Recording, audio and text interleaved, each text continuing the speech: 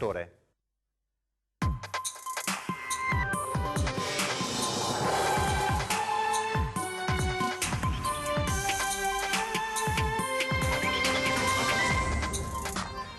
L'accusa di un docente di Galliera Veneta a due preti del seminario vescovile di Treviso che 30 anni fa l'avrebbero violentato, pronta una denuncia da depositare in procura.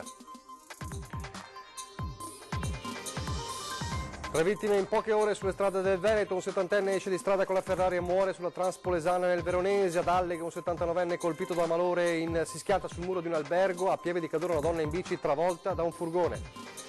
L'omicidio-suicidio di Rovigo, comunità ancora sconvolta per la tragica fine della coppia di anziani, si cerca di fare luce sul movente del dramma. 24 voti favorevoli, 5 contrari e 12 astenuti. Nella notte il PD sceglie il civico Arturo Lorenzoni, vice sindaco di Padova, come avversario di Zaia alle regionali, ma i contrasti nel partito restano. La facoltà di medicina arriva a Treviso con un corso completo di studi dal primo al sesto anno. Dal prossimo anno accademico si potranno aprire le porte dell'università per 60 nuove matricole. La cliente lo lascia libero in casa per il restauro dell'abitazione, lui ne approfitta per razziare gioielli per 30.000 euro, 42enne di Mira, scoperto dai carabinieri. Carlo Verdone a Mestre per presentare il suo ultimo film, i ricordi del regista romano legati al Lido di Venezia, quando bambino chiese l'autografo ad Alberto Sordi. Telespettatori di Antenna 3, buongiorno, ben ritrovati. La prima edizione dei nostri telegiornali, dunque in primo piano le pesantissime accuse di un ex seminarista di Galliera Veneta, già assessore nel suo paese, ora docente di filosofia, nei confronti di 2 sacerdoti che avrebbero abusato di lui appena 18enne, un caso destinato a finire a giorni in procura. Abusi sessuali subiti da 2 preti quando era un giovane seminarista nella Marca trevigiana quasi 30 anni fa. Sono quelli che si è deciso a denunciare un docente universitario di filosofia, Gianbruno Cecchin, 48 anni, per liberarsi così da un peso che lo ossessiona da quando era giovanissimo e che ancora, dice, popola i suoi incubi notturni, anche perché racconta gli episodi in questione sono stati più di una decina. Il docente lunedì depositerà attraverso i suoi legali in procura una querela con nomi e cognomi dei 2 sacerdoti che avrebbero abusato di lui in seminario. All'epoca dei fatti il responsabile della comunità vocazionale e il suo assistente, che ora sono parroci, uno nel veneziano e l'altro nel padovano. Cecchin ha inoltre raccontato i fatti in una lettera inviata al vescovo di Treviso, Monsignor Tomasi, e per conoscenza a Papa Francesco, al presidente della CEI, il cardinale Bassetti, al prefetto della Congregazione per il Clero Stella e ai 2 vescovi emeriti di Treviso, Gardin e Magnani. Con parole durissime, accuse, epiteti forti, si racconta di rapporti sessuali, costrizioni, violenze fisiche e psicologiche, minacce, al punto da fuggire dal seminario per cercare aiuto in vescovado. Monsignor Tomasi si è reso disponibile a incontrare il 48enne, che ha però declinato l'invito, ma Cecchin è determinato ad avere giustizia. Dio non archivia, ha scritto, riferendosi ai decenni trascorsi da quei fatti che non sono bastati a dimenticare e superare quello che sostiene essere accaduto. La mia vicenda è quella di tanti ragazzi vissuti all'ombra del campanile negli ambienti della chiesa fin da piccoli, scrive Cecchin. Ero pieno di vita e di sogni, volevo fare un'esperienza forte per capire meglio la mia vocazione, ma è stato proprio lì dentro, nelle maledette mura del seminario, che è avvenuto quello che mai avrei pensato mi succedesse. 3 vittime in poche ore sulle strade del Veneto. Nel Veronese a Cadeglioppi un 70enne è morto questa mattina dopo essere uscito di strada alla guida della sua Ferrari sulla appunto statale Transpolesana. Un imprenditore edile 70enne, secondo i primi rilievi dei carabinieri, l'uomo ha perso il controllo dell'auto ed è finito nel terreno che costeggia la superstrada, riportando ferite mortali. A quanto pare non andava a velocità sostenuta, ma quindi fatale probabilmente il malore che lo ha colto alla guida. Come fatale è stato il malore che ha colpito un 79enne, Carlo Pinier di Alleghe, che questa mattina è uscito di strada anch'egli con la sua auto impattando contro il muro dell'albergo Dolomiti. È venuto intorno alle 9 questo incidente, si dicevamo la causa del sinistro attribuita a un malore che avrebbe fatto perdere conoscenza all'anziano. Infine la terza vittima di questa mattinata nera la terza vittima è una 52enne badante della zona di Pieve di Soligo, zona Barbisano, che è stata invece urtata, travolta da un furgone mentre stava percorrendo in bicicletta via Montegrappa. Non è ancora chiara la dinamica del sinistro, al vaglio della polizia stradale. A quanto pare anche in questo caso la donna avrebbe accusato un malore e avrebbe sbandato finendo sulla strada proprio mentre stava arrivando il furgone. Tutti ovviamente dettagli da accertare in questa tragica mattinata. Infine poteva esserci una quarta vittima, fortunatamente non c'è stata. Parliamo di una donna viva per miracolo invece in uno schianto avvenuto a Thiene. Si schianta contro il guardrail, viva per miracolo, tragedia sfiorata nella notte lungo la bretella che da Sant'Orso va verso Thiene. Una donna alla guida di un Renault Modus, forse affrontando lo svincolo a forte velocità, ha perso il controllo del mezzo impattando violentemente contro il guardrail. Completamente distrutta la parte anteriore dell'auto, la donna è riuscita comunque ad uscire da sola dall'abitacolo miracolosamente illesa. Il personale del SUAM 118 giunto sul posto ha comunque trasferito la conducente al pronto soccorso per ulteriori accertamenti. Sul posto per i rilievi carabinieri di Thiene e i vigili del fuoco per il recupero del mezzo. Ed ora l'omicidio-suicidio di Rovigo con una comunità ancora sconvolta per la tragica fine della coppia di anziani in quartiere Commenda e si cerca di risalire a un movente di questo gesto estremo. La convinzione che la moglie fosse malata, ingigantita dalla depressione degli ultimi tempi, il male oscuro che divora l'anima e porta a progettare l'impensabile. Non si saprà forse mai con certezza cos'è scattato nella mente di Tino Bellinello e di Renata Berto nella nottata che precedeva San Valentino e che ha portato alla doppia tragedia. Gli inquirenti in queste ore stanno tracciando gli ultimi momenti della coppia prima del doppio colpo di beretta 7,65 nella villetta del quartiere Commenda a Rovigo. La scena terribile scoperta dal genero alla mattina. In camera da letto, in pigiama, lei, 78 anni, morta sul colpo, lui, 87 anni, compiuti poche settimane fa, esanime e poi espirato dopo alcune ore in ospedale. Per i figli, destinatari della lettera con quella frase «scusateci ma non ce la facciamo più», è un dramma incomprensibile. Una bella coppia, unita, conosciuti e stimati, senza gravi problemi né difficoltà economiche, solo qualche ombra. Sembra che Renata negli ultimi tempi accusasse un fischio all'orecchio, facendo forse temere una malattia grave. Mentre Tino, un passato di campione di ciclismo negli anni 50, stava affrontando il muro della depressione. Ma nulla faceva presagire un epilogo così tragico. Il messaggio d'addio firmato da entrambi pare una sentenza, tuttavia è stata comunque disposta la perizia calligrafica. Nel frattempo il quartiere e la città si interrogano, lasciando in tutti forse il rimpianto di non essersi accorti in tempo di quanto stava accadendo. Adesso la politica, il direttivo regionale del Partito Democratico ieri sera a Padova, ieri notte perché si è concluso a notte inoltrata con la votazione che ha indicato quello che è da considerare il candidato che si opporrà al governatore Luca Zaia nella corsa alle regionali del 2020, e cioè Arturo Lorenzoni, prof universitario, espressione dell'area civica. Il PD con la votazione arrivata a tarda notte ha indicato il suo nome con 24 voti favorevoli, 5 contrari e 12 astenuti. Lorenzoni, espressione del movimento Il Veneto che vogliamo, è l'attuale, come sappiamo, vice sindaco di Padova, leader di Coalizione Civica che assieme ai Dem governa il capoluogo euganeo. Ci si è determinati in questo senso, ha detto il segretario regionale del PD Bisato, una organizzazione politica deve discutere, deve riflettere, ma poi arriva il momento delle decisioni, altrimenti si entra nello schema della ignavia politica. La direzione del PD, dice Bisato, ha deciso, dato mandato al segretario, di avviare la trattativa mettendo al centro la candidatura di Lorenzoni. Di viabilità e di infrastrutture si è parlato ieri a Venezia con le categorie del Veneto, con richieste ben precise, uno sbocco a nord e il potenziamento del porto.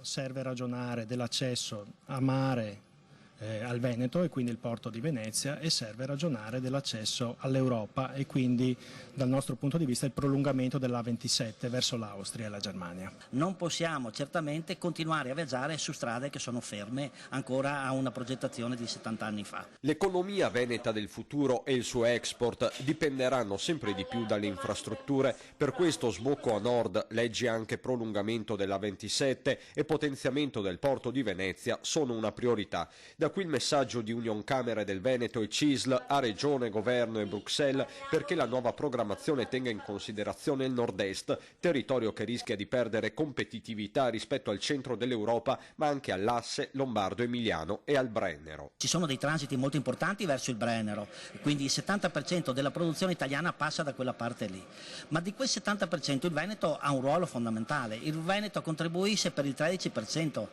a questo e quindi non possiamo certamente pensare di rimanere all'angolo. Assolutamente un'apertura verso nord e verso sud utilizzando anche la pedemontana, mantenendo in considerazione anche i collegamenti intervallivi. Ma non c'è solo l'ipotesi autostrada sul tavolo, altro tema infatti è quello di un collegamento ferroviario verso nord, anch'esso assente, cruciale per gli artigiani della CNA e per lo stesso porto di Venezia. Questo territorio ha bisogno di infrastrutture che non sono solo viarie ma sono anche infrastrutture ferroviarie, ma io dico anche infrastrutture immateriali, perché non dimentichiamoci che l'importanza dello sviluppo della competitività viaggia anche attraverso questa parte di importanza e infrastrutture. Sicuramente va considerata la necessità di implementare la connessione ferroviaria che va verso nord, questo è sicuramente la priorità e la necessità del futuro.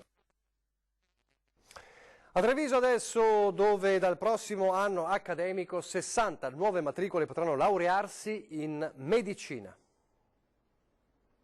La facoltà di medicina arriva a Treviso con un corso completo di studi dal primo al sesto anno. Oggi l'ufficialità con l'approvazione da parte della Giunta regionale del disegno di legge relativo. 18 professori associati, 20 docenti a contratto, 2 unità di supporto. Già dal prossimo anno accademico si potranno aprire le porte dell'università per 60 nuove matricole. È un sogno che diventa realtà e si stanno ultimando le ultime formalità, ma diciamo che chiuse queste formalità si va verso la direzione di far partire il primo anno accademico addirittura dal 2020-2021. Significherà che già questo autunno avremo le prime matricole. Convenzioni con l'Università di Padova per la facoltà di medicina sono attive da decenni, ma gli insegnamenti presso l'ospedale di Treviso sono stati finora limitati al secondo triennio. Dal prossimo anno a Treviso ci sarà un corso completo che andrà a costituire un polo di alta formazione. Il finanziamento della Regione è stimato in 1.600.000 euro l'anno. Va sostanzialmente a riconoscere il grande ruolo che hanno avuto in questi anni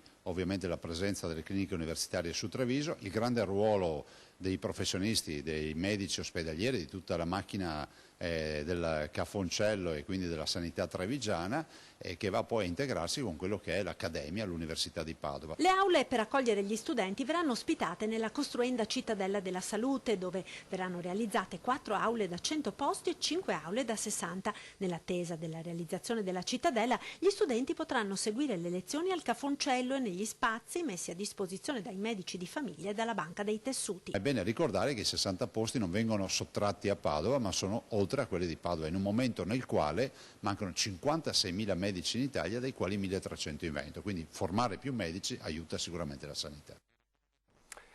Torniamo alla cronaca adesso. Vi avevamo raccontato in diretta ieri sera le fiamme che stavano divampando sul tetto del municipio di Zoppè di Cadore. Spento il rogo nelle ore successive, è iniziata ovviamente la conta dei danni. Allora ci aggiorna su questo la nostra Tiziana Bolognani al telefono. Tiziana. Sì, buongiorno a voi. È stato domato nella tarda serata di ieri l'incendio che è divampato nel pomeriggio fra le 16.30 e le 17 a Zoppè di Cadore e che ha interessato il tetto del municipio di Zoppè di Cadore. Il tetto in scandole in legno, cioè materiale evidentemente facilmente infiammabile, è andato nella quasi totalità distrutto e l'edificio al momento è inagibile, non solo perché la sala consiliare che sta immediatamente sotto il tetto del municipio è stata interessata dalle fiamme, ma anche perché l'incendio ha causato un grave problema all'impianto elettrico. Insomma, si vedrà il da farsi. Ieri ci sono vissuti veramente momenti di grandissima apprensione, le fiamme molto alte.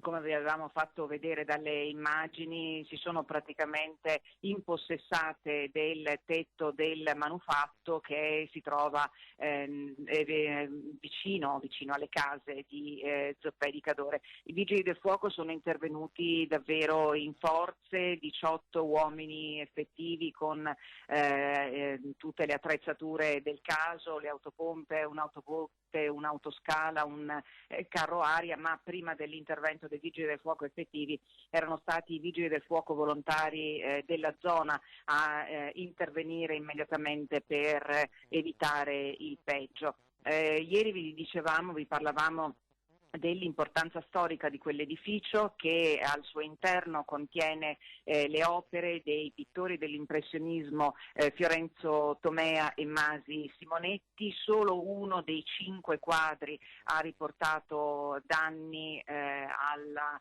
cornice e al vetro che lo proteggeva. Gli altri sembra siano stati messi al riparo e sono invece andate a fuoco le bandiere che erano sull'asta e anche alcuni mobiletti con libri storici.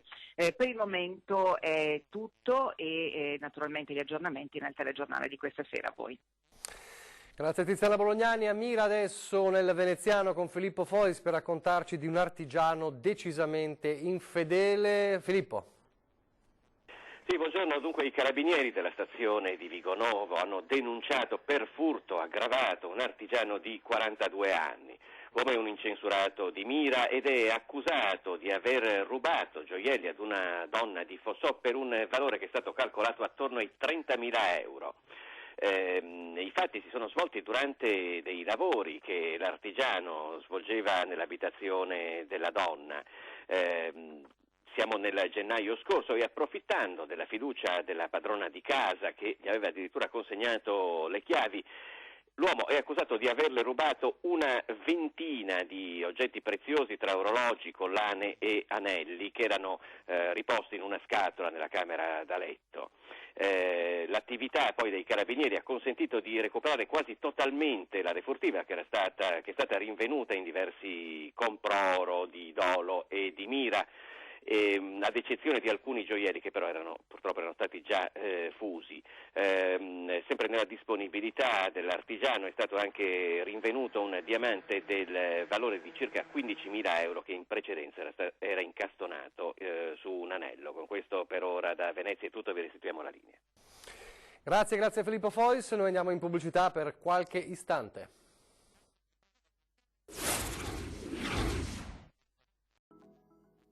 Eccoci in studio in diretta, la prima edizione del nostro telegiornale a Mestre, ora dove in questi giorni il regista Carlo Verdone ha presentato il suo ultimo film e ha anche ricordato i suoi momenti di infanzia vissuti anche al Lido di Venezia. Si vive una volta sola. Il 26 febbraio uscirà il nuovo film di Carlo Verdone con Rocco Papaleo, Max Tortora e Anna Foglietta. Il 27esimo film del regista che con la tragicomicità che lo contraddistingue punta sull'amicizia di 4 persone di un'equipe chirurgica. Le varie declinazioni dell'amicizia, dall'apoteosi alla rottura, alle difficoltà e alla ricomposizione in qualche modo, anche perché accadrà un evento molto, molto delicato che dovrà per forza riunirli per aiutare uno di loro. In un momento, in un periodo in cui l'amicizia è una parola della quale si abusa molto, ma in realtà è poco frequentata, perché ormai siamo tutti soli sui social, diciamo che abbiamo 15.000 amici, poi in realtà nella verità tocchi, non c'è nessuno, e quindi è un tema invece molto attuale, perché invece c'è bisogno del contatto fisico con l'amico, perché l'amico, come abbiamo detto anche in conferenza stampa, è la vera medicina. La presentazione all'M9 di Mestre, modelata da Luigi Bacialli, direttore di Media Nord-Est e presidente di Venice Film Commission, in cui Verdone ha ricordato lo stretto legame con la città di Venezia, in particolare con il Lido, dove trascorreva le vacanze da bambino. Un giorno mia madre mi diede un pezzo di carta e mi disse: vai a chiedere l'autografo a Alberto Sordi, sta là è quel signore. Io mi misi in fila, c'erano dei bambini, delle altre persone. Quando sono arrivato davanti a Alberto Sordi, che per me era un nome, perché io non avevo visto nessun film ai Sordi, lui mi disse: io a te non te lo faccio. Io diventai rosso, dissi: va bene. No, lo sai perché te lo faccio? Perché sei russo, tu sei russo. No, dico, io sono di Roma. No, tu sei nato a Mosca, sei russo. Ma non mica capito perché mi ha risposto così. Allora a quel punto io dissi: presi e scappai via, mi misi in testa che Sordi odiava i bambini. Quindi poi però vedi com'è il destino, ci ha fatto rincontrare in un film. Ma se il Lido è nei ricordi di Verdone, Papaleo e Foglietta si emozionano parlando di Venezia. Mi ricordo una notte magnifica durante il festival, tornare col vaporetto dal Lido fino a... cioè è una cosa tocca le dimensioni del sogno, insomma. Quindi insomma essere qui c'è sempre un motivo di godimento, se posso usare una parola forte. Sono stata a Mestre in tournée al Teatro Toniolo e mi è piaciuto tantissimo la gente, ho apprezzato particolarmente, avete veramente un bellissimo carattere, un bellissimo modo di porvi nei confronti dell'altro, è una qualità non da poco. E poi ho avuto il privilegio di fare un giro privato per Venezia, la Venezia meno famosa, quella meno conosciuta, e ho apprezzato il silenzio che c'è in certe strade, sì, non si chiamano strade, però insomma lì, e ho amato tantissimo tutta la parte del ghetto, le sinagoghe. A Padova adesso, una Padova che lancia una sfida tutta singolare con protagonisti centenari. Sono nata immatura in 5 mesi e sono uscita fuori perché ho detto qui non mi fermo, io vado fuori che c'è più aria, e ho cominciato così a protestare. Ecco. In un batter d'occhio sono passati 100 anni compiuti lo scorso 6 gennaio, 100 anni intensi, quelli vissuti da Alma Moro, padovana, classe 1920. Anni ricchi di avventure, di sofferenze come la seconda guerra mondiale, ma anche di soddisfazione con i figli, il marito, la laurea in fisica, e appena qualche anno fa, a più di 90 anni, aver aiutato con le sue ripetizioni di matematica un ragazzo che rischiava di essere bocciato all'esame. Alma è solo una dei 212 centenari che vivono nella nostra regione. Per questo da Padova, comune con più centenari in Veneto, è partita una sfida ambiziosa: battere il record di over 100 radunati nello stesso posto detenuto dall'Australia con 46 persone. L'iniziativa, lanciata dal Club Over 100 con il sostegno di Fondazione Opera Immacolata Concezione Onlus e Provincia di Padova, si svolgerà il prossimo 9 maggio nel complesso Civitas Vite Angelo Ferro di Padova. Mi auguro la città, la provincia partecipi per raccontare storie, ma soprattutto per pensare al nostro ruolo anche istituzionale e come progettare il nostro territorio. Ma l'iniziativa non si ferma qui. Per ogni centenario presente il 9 maggio, il Club Over 100 donerà alla Regione Veneto un albero da piantare a Gaglio, sull'altopiano di Asiago, per far nascere il Bosco dei Centenari in uno dei luoghi più colpiti dalla tempesta Vaia. La nostra regione conta anche 4 super centenari, ovvero persone che hanno più di 110 anni, e tra i comuni più longevi oltre a Padova ci sono Abano Terme e Jesolo. La qualità della vita, una buona familiarità, e quindi l'aver passato momenti difficili e nello stesso tempo anche le cure che queste persone hanno contribuiscono al poter arrivare ad età che sono davvero longeve. Per iscriversi all'evento si può contattare il numero di telefono 049 66 83 000 o scrivere una mail clubover100@oicionlus.it. Nella vita tutto è possibile, basta essere convinti e perseverare nel proprio obiettivo. Lo ha detto Alma, invitando i suoi coetanei, un insegnamento che lei mette in pratica da 100 anni. Per dire la verità non ho rimpianto, perché ho cercato di fare sempre tutto quello che avevo in testa di fare. E c'è riuscita? E sono riuscita. E quello che non sono riuscita spero di riuscire dopo. Faccio programmi anche per dopo. Io mi sono fatta programmi già anche per il futuro. Sono un po' pazza, lo so che sono pazza, però io in testa so già cosa farei se resto viva per ancora un poco per andare avanti. Complimenti alla signora Alma. Siamo in chiusura, vi ricordo un appuntamento importante con la programmazione di questa sera, perché alle 21:15 su Antena 3 c'è Aspettando tutti in coro. Tutti in coro è il programma che andrà in onda a partire da domenica 1 marzo, in cui i protagonisti saranno i cori italiani, dai canti alpini a quelli popolari, dai gospel ai brani più moderni. Con Aspettando tutti in coro da questa sera iniziamo a conoscere i cori che partecipano alle audizioni e ascolteremo 4 brani per ogni coro. Stasera, ad esempio, sentiremo il coro Castel di Conegliano, il coro Miscellaneus di Porto Viro e il coro Trepini di Padova. Appuntamento dunque questa sera alle 21:15 con Aspettando tutti in coro. Adesso invece le previsioni del tempo. Grazie per averci seguito e arrivederci.